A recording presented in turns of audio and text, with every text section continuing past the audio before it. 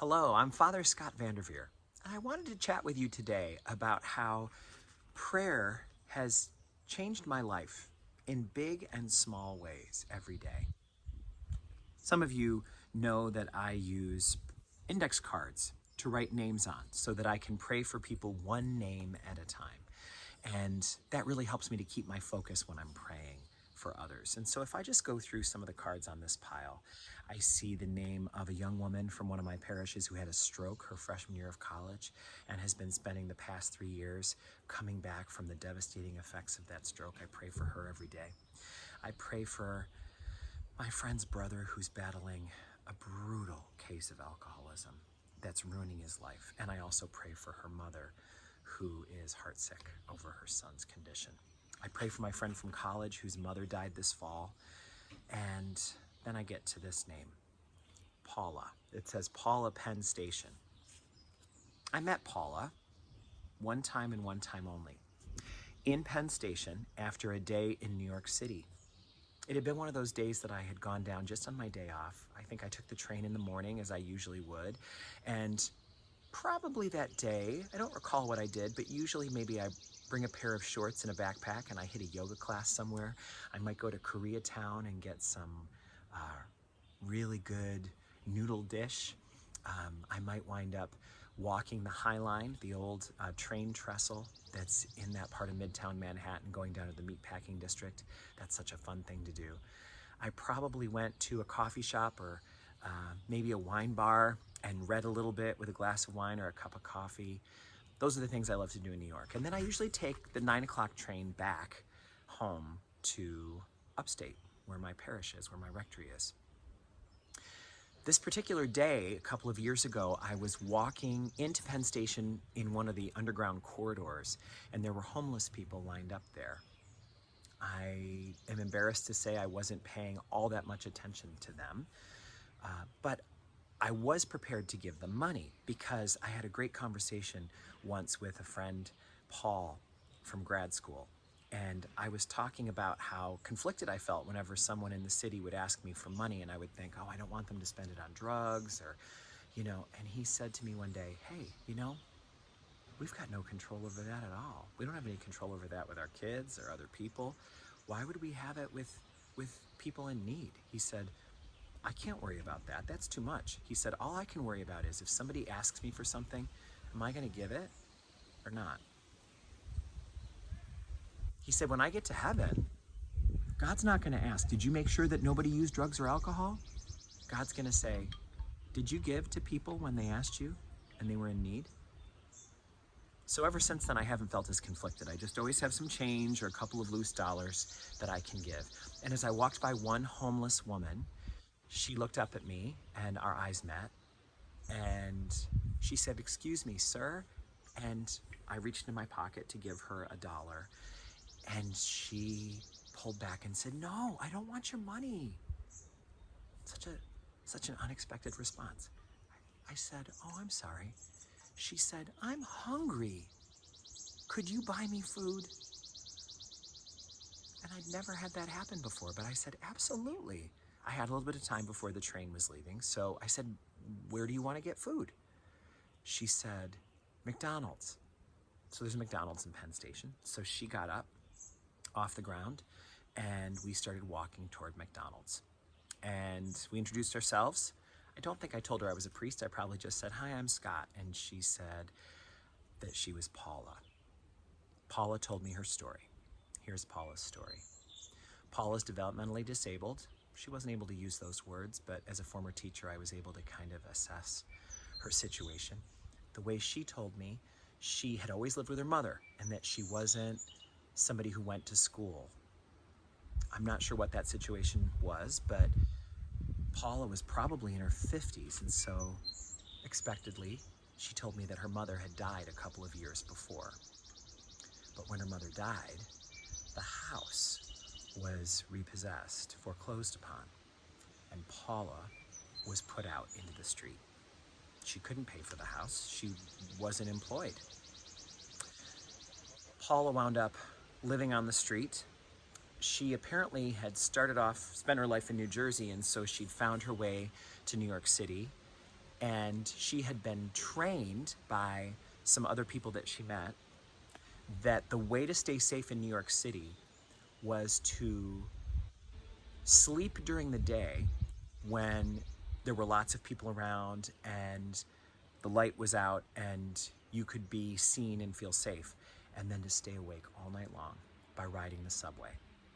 She stayed awake on the 24-hour subway trains at night, and then she slept in corridors during the day, and she begged for food. As we talked, I asked her if she had a case manager or someone who could help her. Did she know a social worker? I just couldn't believe that someone who's developmentally disabled and doesn't have their guardian with them anymore because her mother died of, I guess, old age. How could she be completely just left behind by the system? And what I found by asking some questions was that she didn't have any ID anymore. She had no photo ID. And not having photo ID is devastating because no one can help you. Many of the people who would be in a position to help you just tell you to get some ID. But a woman with developmental disabilities can't do that. She doesn't know how to do that. She wouldn't be able to do that. So she told me that every time she went up to a police officer, she was told, you need to get some ID. But she couldn't follow the steps of sequence to manage to get the ID. And so she just stayed stuck for, she thought it had been 3 years at that point, living mostly in Penn Station, riding the subway at night, and begging for food during the day. I only had a few minutes with her, maybe 10. So we went to McDonald's. I bought her some food and we ate together. And I taught her something that I thought might be helpful. It's something that was taught to me a while ago. It's the question that you give to people to get them to have empathy for your situation.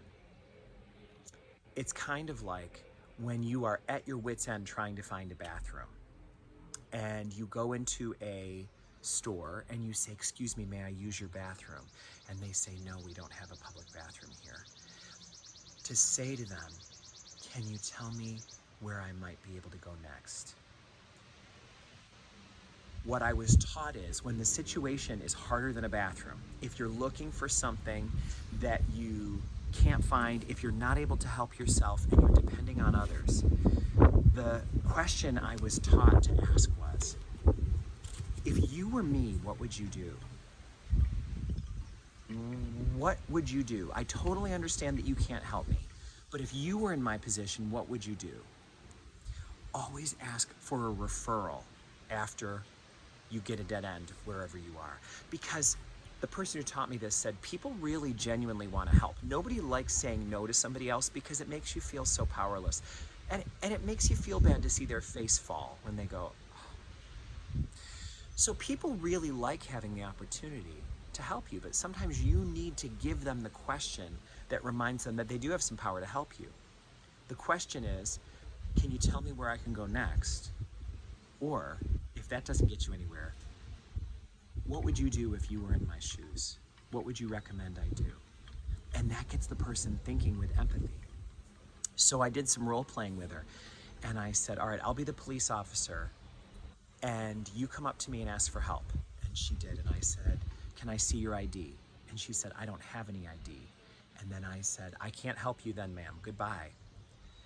And I said, what you say next is, I understand that you can't help me. Can you tell me where I can go to get my ID replaced?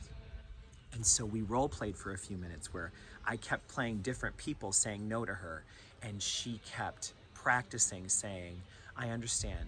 Can you please tell me where I can go next? If you were in my position, what would you do? And it felt good. It felt satisfying to give her a little bit of a tool that she could use. But then it felt terrible because guess what happened? I got on my train and I said goodbye to Paula, and I said, Paula, I want you to know that I believe in God, and I am going to pray for your safety. And I said, I am going to pray for you every day. And I had not yet made a prayer card for her, of course, but I told her, I pray for people every day, and I'm going to make a card, and I'm going to put your name on it, and I'm going to ask God to watch over you every day. And she said, thank you, big guy. Thank you. You're beautiful, big guy. And so now for, I'm guessing it's been 3 years, I've been praying for Paula from Penn Station. Here's how praying for Paula specifically has changed me. A couple of weeks ago, it was on the news that because of the danger from COVID-19, the New York City subway, for the first time perhaps in its history, was not going to run 24 hours a day. They were going to shut it down at night so they could deeply clean it. And I found myself thinking, what about Paula? That's where Paula stays at night so she can stay safe. I had a face and a name that I could put with the person who was a statistic, according to the news story. What about Paula, I thought? It's interesting because I did a little bit of research and reading into it, and one of the things that came along with that new policy was the city of New York was working on finding shelter for all of the people who were riding the subway all night, because Paula was not alone. There's a whole community of homeless people who know that the only way to stay safe at night, especially for a woman in her position, a woman with a developmental disability, can you imagine her vulnerability? Can you imagine? Can you imagine what it's like for God to look at her and see one of God's most precious, vulnerable children being just completely at the mercy of the streets, without the ability to protect herself, without the intellectual capacity to be able to strategize how to protect herself from the dangers that she faces, how to avoid the threats.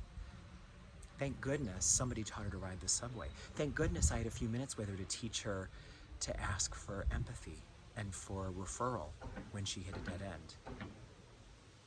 Will I ever see her again? What about the millions like her around the world?